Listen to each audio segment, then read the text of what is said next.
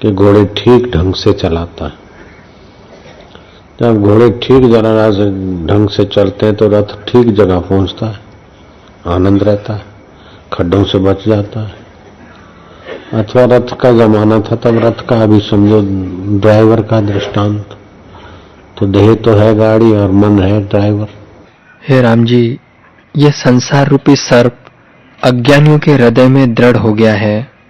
वह योग रूपी गारूडी मंत्र करके नष्ट हो जाता है, अन्यथा नष्ट नहीं होता। यह संसार रूपी सांप अज्ञानी के हृदय में कुंडली मार के बैठा है। सांप कुंडली मार के बैठो चाहे फूल चढ़ा के बैठो, लेकिन गरुड़ को देखते ही रवाना। योग वशिष्ठ में आता है कि भगवान राम के गुरु ध्यान से उठे तो एक विद्याधरी आई और उसने प्रार्थना की कि मेरे पति ध्यान समाधि में बैठे और उनको विवाह करने की इच्छा हुई। मेरे को उत्पन्न किया और बाद में समाधि में इतने विरक्त हो गए कि मेरे सामने देखते ही नहीं। आप चलकर उनको समझाइए। वशिष्ठ ब्राह्मण गए तो वो विद्याधरी पहाड़ी की शिला में घुसी, लेकिन वशिष्ठ जी तो बाहर ही खड़े रहे। फिर वो वापस लौटी कि महाराज आइए। बोले इस पत्थर की चट्टान में मैं कैसे घुसूं? बोले आप मेरी वृत्ति के साथ तादात्म्य करिए तो इस सृष्टि में प्रति सृष्टि है।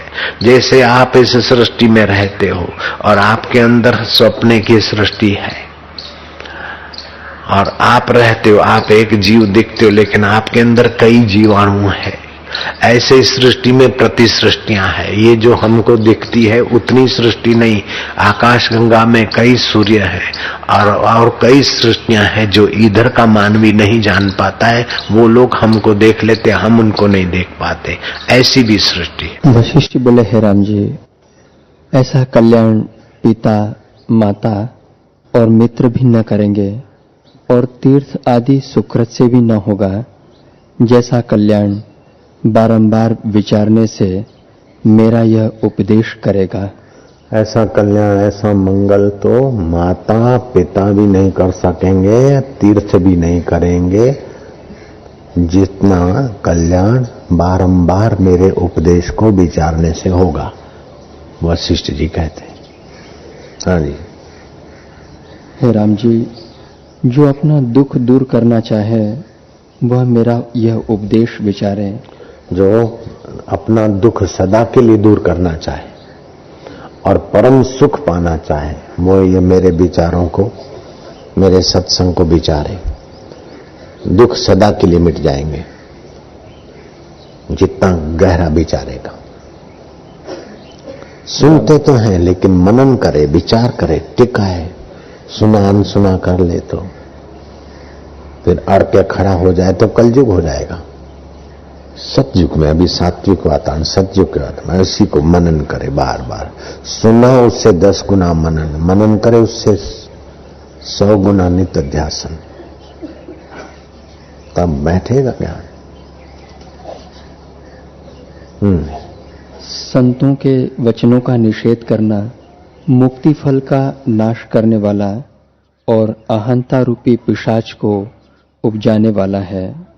संतों के वचनों का निषेध करना, संतों की आज्ञा का उल्लंघन करना, उनके वचनों का निषेध करना मुक्ति फल को हटाने वाला और मुसीबत को देने वाला है। और संतों के वचनों का मनन करना मुक्ति फल को देने वाला है और मुसीबतों को हटाने वाला है। इसलिए राम जी, ऐसा त्रिभुवन में कौन है जो संत की आज्ञा का उल्लंघन करके और सुखी रह सके? वो तो घोर कलयुग बन जाएगा, अशांत हो जाएगा। इसलिए हे राम जी, संतों की शरण में जाओ और अहंता को दूर करो, इसमें कुछ भी कष्ट नहीं। राम के गुरुजी राम जी को कह रहे हैं कि संतों की शरण में जाओ। राम जी से बड़पन क्या है अपना? राम जैसों को भी सत्संग की जरूरत है, संत।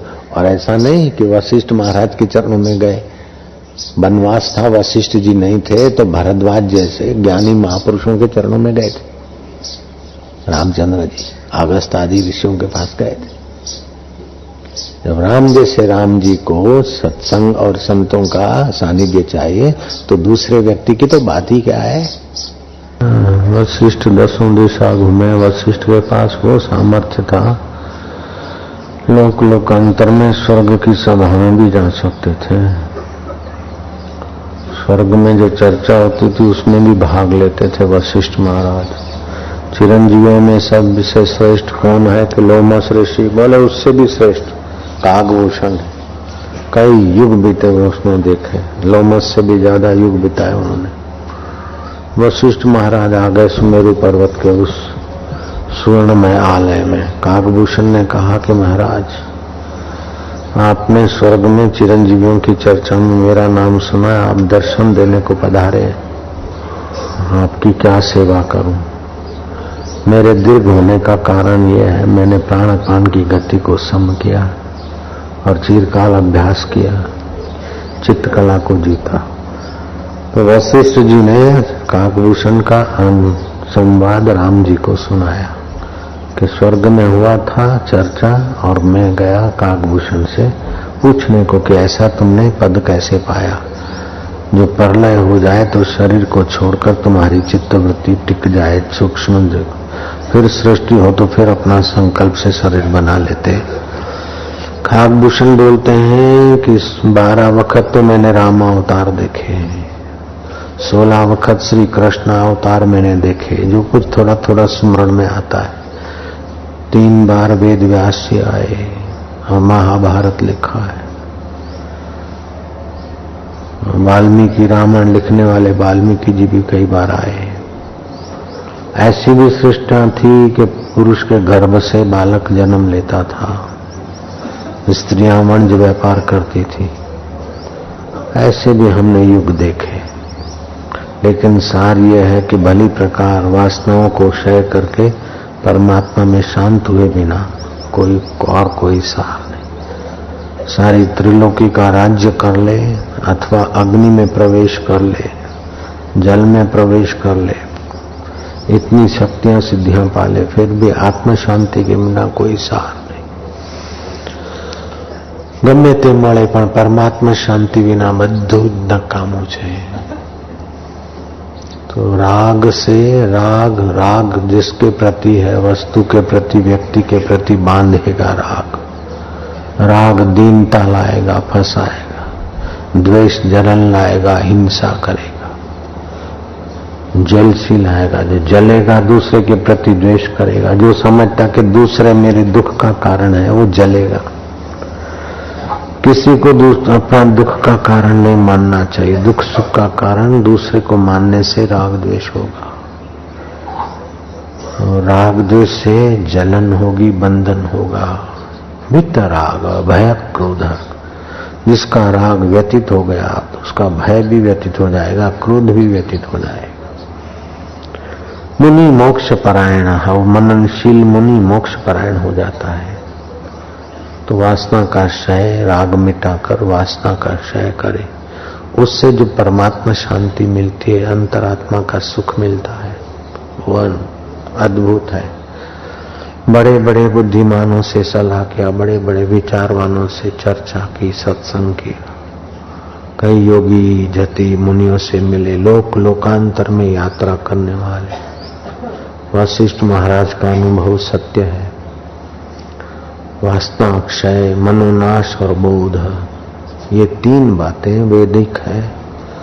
वासना क्षय हो जाए, मनोनाश, मन का मनन भाव शांत हो जाए, और बोध हो जाए मैं कौन हूं। यह के विषय में, इसके विषय में, उसके विषय में संदेह हो सकता है कि ये था कि नहीं, है कि नहीं, लेकिन मैं हूं कि नहीं। जो मैं हूं तो वो मैं हूं तो क्या हूं। वह निर्वासनिक रहे, वासना रहित होकर देखो तो मैं ही वो हूं जिसको मौत नहीं मार सकती। मैं वो हूं जहां दुख फटक नहीं सकता, सुख फटक नहीं सकता। दुख सुख चित्त को होते हैं, रोग पीड़ा बीमारी शरीर को होती है, भूख प्यास प्राणों को लगती है। मैं उसको देखने वाला सत्य चित आनंद ईश्वर का अविभाज्य अंग हूं। हे वासना दूर हटो, हे जगत को चाहने वाली इच्छाएं दूर हटो। हमारा सुख स्वरूप अपना आप है। इस प्रकार का ज्ञान पाकर जो सुखी हुए वही परम लाभ को पाए हैं। संसार स्वप्न सर्वेश्वर चैतन्य अपना पूर्ण आनंद को प्राप्त हुआ हूँ।